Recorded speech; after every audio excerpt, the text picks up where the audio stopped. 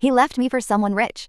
But life made him watch my rise. Hi, I'm Nayanika, 30, from Kolkata. I lived with my mom and both my grandmothers under one roof. My dad passed away when I was little, but our house was always filled with warmth, stories, and the smell of food. I grew up watching my mother and grandmothers cook, learning recipes passed down for generations. Cooking wasn't just a skill, it was love.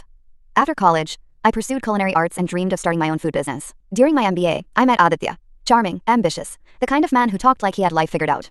He said he loved my passion for cooking and encouraged my dream. I believed him. By 2017, I started a small home delivery business. Simple meals, birthday cakes, and sweets. People loved my food and orders grew. Aditya called me his little chef and said I was building something amazing. I thought he was proud of me. Then, COVID hit. Orders slowed down, money ran out, and by mid-lockdown, my business nearly collapsed. Aditya grew distant, our conversations short and mechanical. And then, tragedy struck. My entire family got infected. After a long, painful fight, I lost them all. Every single one. When I called Aditya to tell him, his voice was cold, detached. I thought grief made him uncomfortable. I told him the funeral date. He didn't come. The next day, he didn't call. The next week, he blocked me. Then my friend Sahana called, her voice shaking. Nayanika, check social media.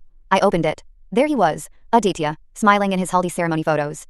Engaged to his boss's daughter. A month later, he called. No emotion, no apology. You've seen the pictures, he said. Lavanya and I are married now. We come from the same background. You're good, Nayanika, but you need to understand reality. Your cooking hobby isn't a career. You should find someone on your level. That day, I didn't cry. I just looked around my empty home and realized the people who mattered were gone, and the one who didn't had walked away. Weeks later, while sorting through my mother's documents, I discovered I was the sole heir to everything. My grandparents, properties, my mother's savings, all of it. Sahana, who's a lawyer, helped me settle everything. With that money, I rebuilt not just my business, but myself. I expanded my home kitchen into a brand, Nayanika Stable. I posted my cooking videos online, collaborated with brands, and opened restaurants across Kolkata. 2 years later, my small hobby had turned into one of the city's most loved culinary chains. Then, one afternoon at a food festival where I was invited as a guest chef, I heard a familiar voice behind me. Nayanika? It was Aditya. He looked worn out. Tired eyes, cheap suit, no trace of arrogance left. He'd left Lavanya's family business after their divorce, and was now trying to get catering contracts for a small firm. He smiled weakly. You've done well for yourself. I looked at him, really looked, and felt nothing but calm. I smiled and said, you are right, Aditya. I did need to understand reality. Turns out, my hobby became a brand, and your standards couldn't even keep up with it. As he stood there speechless, I turned toward the stage, where the host was announcing my name. Chef Nayanika, owner of the fastest growing culinary brand in India.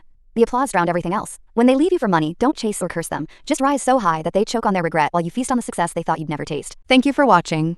Like, comment, and subscribe.